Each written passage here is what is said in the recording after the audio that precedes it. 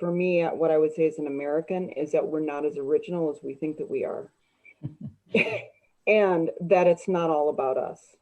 Right. So I do want to say that as an American, I think it's really important that we see that the country was founded out of disconnection from family. Mm-hmm. So those three fields of historic movements, of colonialism and of immigration and of slavery, all involve disconnection from family. And so that, again, this group of women, they, because of who they are, their own lives past, their intentionality around stewarding their own consciousness, I think their essays just so powerfully make visible that we are not as, our individual sense of who we are exists, and it's absolutely in connection with family, and that the things that have been difficult in family life, that we can go toward them in a way that's restorative for the present and for the future. Right. So maintaining, figuring out how to stay connected to some things and understanding how we're disconnected as well. Exactly, right? Exactly. And that there's an enormous power and gift from being able to expand our capacity for acknowledging the truth, for acknowledging what is. Right. And, you know, that's, that it's restorative and strengthening to do so. And that we need each other in order to do that. Because, you know, in the US, we focus on the individual. In the Western world, the Western trained mind focuses so very heavily on the individual. Right. So these are group tasks. It was really clear, like, I mean, I'm committed to group work for all the reasons we're talking about, but with this project, it was really clear from the beginning. When we gathered, I invited all these great women and I said, hey, do you want to do this? And they said, yes. We began the project. We did it, and we did the writing in 10 weeks. It was a pretty quick start. Yeah, and we started, and then COVID started, and the last day of finishing was the day that George Floyd was murdered. Right. It just happened that way. And the first meeting we had, it was clear, you know, deconstructing whiteness, it's a group project. Right. Well, when I talk about repeated trauma in my work, most repeated traumas are repeated relational traumas. And what was hurt in relationship must be mended in relationship. It is impossible to heal alone from a relational trauma, from my vantage point anyway. And so, you know, the work that we're talking about, the racial trauma, the relational trauma, colonial trauma, has to be healed in connection, in community, in order for it to actually work its way into that level of system. So one other piece is just that the bringing together of narratives allows the whole trauma story to come out. So there's the beauty in some ways of people being home from COVID and the work that has been done around anti-Black racism in this country. Mm-hmm. There's been a lot of narratives that have come out, right? Mm-hmm. And I think in order, you know, this came out during the apartheid Truth and Reconciliation process, but there can't just be the voices of the people who've been harmed. The voice of the perpetrator and the voices of the people who have done the harming have got to come out as well for the whole story to happen and for the integration that you talk about. So I think the essays in this book talk on a wide range of different aspects of colonial experience, of race experience, but all about holding both. Holding my history, holding our history, and trying to sort that through. So I think it's going to be time to bring in the writers. That's great. Thank you. Thank you so much. Yeah. So Sonya and Una both wrote beautiful essays for this book. I'm going to ask each of them to talk about what they wrote so that you guys out there listening can have a sense. And then what they did to prepare, what it made it possible to write this piece of work, and how it connects to them, their whiteness, their life, however they hold their piece. And Sonya, I'll start with you. Sure, thank you. Thank you very much. In 1936, in Owensboro, Kentucky, which was the town that I was born in, Rainey Bethia, a young Black man, was jailed for the rape and murder of an elderly white woman. And he was then tried by, I'm making the story very, very short. He was then tried by an all-male, all-white jury that took 4.5 minutes to convict him. But they dropped out the murder charge so that they could try him for rape. And what that meant in Kentucky at that time was a public hanging in the town square. I learned about this event 18 years ago at my paternal grandmother's funeral, when a neighbor came along and handed me an oral interview with my grandma Ralph. Up until that point, I knew nothing about this in history. I didn't have any awareness of it. So what I was experiencing of the event was directly in her very violent, very racist words about her and my grandfather's participation when they were 1 week after their wedding and just teenagers. So Rainey Bethia was hanged on the banks of the Ohio. There were 20,000 white people in attendance. Journalists came from everywhere. You can, if you look this up, you can see this reported in so many different places. The legal definitions at the time were to call it a public execution because he was tried. It is still to this day called a public execution. There's no awareness of the lack of justice, the injustice as a way of covering the event.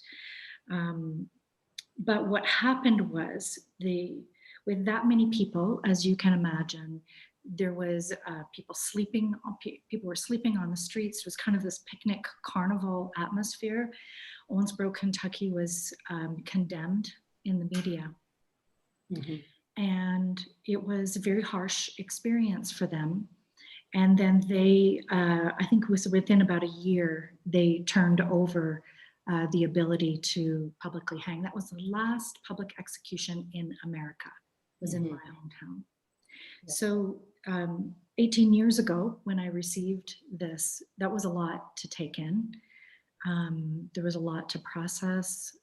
I wasn't where I am right now in relationship to that work, but I did start to try and do the work of trying to find the people who had researched it, trying to understand the historical approach of it. And what I learned is that it had, at that time, what I knew was that it was only really covered by white historians out for review. And even in anniversary stories, 75-year anniversary stories in the New York Times, by NPR, will only take the white historian points of view. So I really felt it was necessary to look at what is the Black historian's approach to this work, and what would this event look like if we took the cameras and instead of focusing, as we often do, on the victim, what if we turned the cameras around and looked at the perpetrators? What if we looked at our own whiteness? And so I would say most of the time that I've spent researching and being with this work has been about looking at my own whiteness at the same time as I've been researching and trying to understand what happened, trying to fit in other historical perspectives. Yeah. You, in your essay, you quote Justice Marion Buller, and you talk about the idea of rebuilding instead of reconciliation. Yes. And the sort of this idea of, you know, it would be a process. It would be a series of things that would have to happen. It's not just a one and done. You don't just reconcile or walk away or say we're fine or I'm sorry. And I'm wondering how that process has been for you. Like, what parts of rebuilding have you experienced? That's such a good question. First of all, I want to acknowledge Canada for that perspective. I live in Canada. I grew up in Canada. Canada has although it might be flawed, they have a truth and reconciliation process. It was Tanya Talaga who brought that information forward, one of our great Indigenous leaders in Canada. So I think that rebuilding means that we have to be able to be on an equal footing. So for example, in order to think about things like bringing pipelines in, we have to understand that there's a whole Indigenous perspective and Indigenous way of land management that's been there prior to anything that colonialized thought wants to do in relationship to resources. In relationship to my work, I would have to say it's been a really complicated process. I think that one of the benefits of working with Lisa and doing embodied work is it really slowed me down. My tendency would be to write a really great paper and, and put everything out there that I knew. But doing the embodied work really made me be with the trauma and experience it in a way that I hadn't been able to, and really look at what is this perpetrator self? How is it that I, as a white woman, am so comfortable with being in the victim or the rescuer role, but the perpetrator is new to me at the age that I am? Not that it's new in doing it. I was trained in that as a Southern white woman, but really the reckoning with it is, I think, a huge part of understanding how to do rebuilding. I think it begins in an embodied way first, before you can really go to solutioning and saying, what are the things on the checklist that I have to do to get right with this? I wanted to jump right into reparations work and amends work. And that hasn't always been entirely appropriate for me. Right. Really sitting with the what is, right? Sitting with having to integrate that experience before you can do anything with it. Yes. Right? Yes. Right. And not getting stuck in the shame of it. I mean, I don't want to discourage people who are experiencing that kind of shame. It is a process, and you do experience the shame, but then there are other things that pivot and move you. I love, I think, what Brene Brown talks about when she talks about shame is corrosive to empathy. So, we do have to feel it during certain amounts of time in the process, and then to really be equal, to be able to do a rebuilding process, we have to begin to experience empathy in new ways. Right. Beautiful. Una. Gretchen. Hi. I'm curious, you're coming with a perspective, your story is about being Swiss, growing up in Switzerland, and so it's a different kind of colonialism or a different kind of power structure. And tell me about how you came to your essay and how did you prepare? What helped you write it?